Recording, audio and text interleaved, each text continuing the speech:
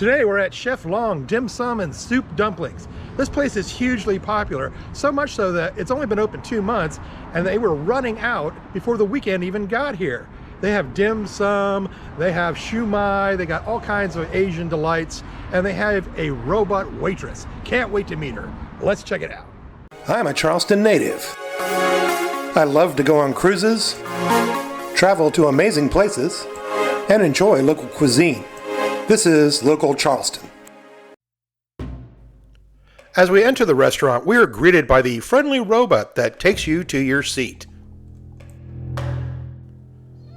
We held off going here at first because we went online and saw that they were running out of dim sum before the weekend. But finally on their website they posted a notice saying that they can handle their entire menu as long as they're open. I really enjoy the interior. It's very comfortable and inviting, and they surprisingly have quite a few tables for such a small space. The service here is friendly, and they operate at top speed, and you can choose to have your food brought one of two ways. You can have it all brought at once, or they can bring it out to you as it's completed. They have to be speedy to turn those tables, as when we left this place there was a long line going out the door. And this is the resident robot, Bella. Bella brings you your food to your table and then says, "Bye." We decided to start our meal with a traditional jasmine hot tea, and it was very good, not too sweet, nice and flavorful, a great way to start the meal. It reminded me when I was a kid and all Chinese restaurants would offer you tea. It wasn't long before Bella showed up with the first parts of our meal, of course helped with her human counterparts. It was really quite amusing watching her putter around the room, delivering everybody their goodies. At first, we start with the crab ragoon, crispy wonton wrappers filled with a creamy blend of crab meat, cream cheese, scallions, and served with a sweet and sour sauce. Now, I've had crab ragoons in the past that were a little skimpy on the inside, but these were generous and overflowing.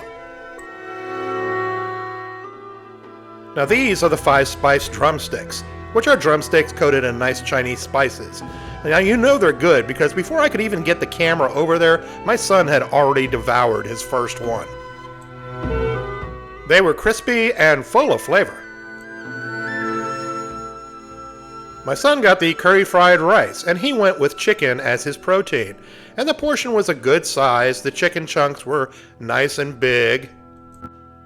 And of course they had fresh peas, and they had egg mixed all throughout. He devoured this dish pretty quickly as well, so I know it had to be really good. My wife went with the General Tso's chicken. Crispy chicken chunks coated in a tangy sweet sauce with pineapple, bell peppers, and just a hint of spice. It had lots of chicken that were cut into these nice bite-sized portions, and my wife said it wasn't too spicy, which is also nice.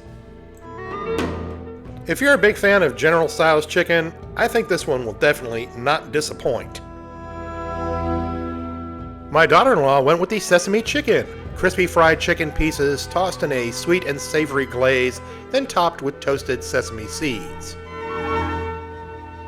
Now, the meals here don't automatically come with rice, and I think that's good because it prevents food waste. And it's only $1.50 for a bowl of rice on the side, which I think is a really good deal.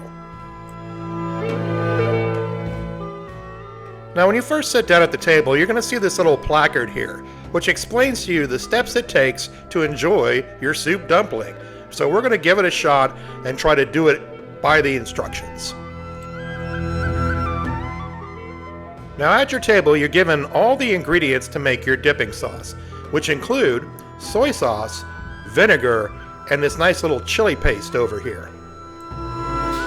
The plaque on the table gives you mixing ratios, but it also encourages you to experiment on your own and come up with your own unique flavor. The chili sauce is very good, and I highly encourage you to not skip on that. I went with their signature pork soup dumplings, steamed dumplings filled with juicy pork and a rich broth. Now, as per the instructions, you gently pick up your dumpling and place it upon your spoon. Next, it instructs you to take a tiny little bite out of the top of the dumpling to release the steam, but be careful, it can get very hot. Next, you pour out the soup onto the spoon. Now, this one was a little difficult to do, so we just went in with our fingers. And then, you drink the soup. After drinking the soup, you then put the pork dumpling back onto your spoon and dip it into your mixture.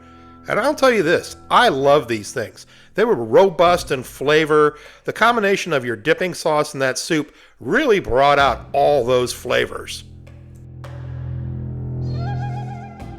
I also enjoy the Hong Kong style siu mai, classic dim sum open-faced dumplings filled with a savory mix of chopped pork and shrimp. I really appreciated the fact that the siu mai had a whole lot of shrimp in it. It was very shrimp forward.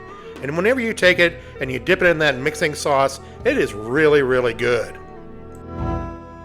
It's chef recommended, and I totally understand why. And finally, we got the pan-seared pork dumplings. Crispy bottom dumplings with an open side filled with a savory blend of pork.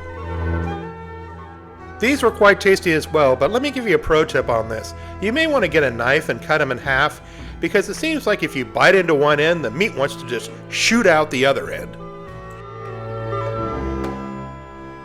A lot of new places get a lot of hype, but this one truly does kind of live up to it.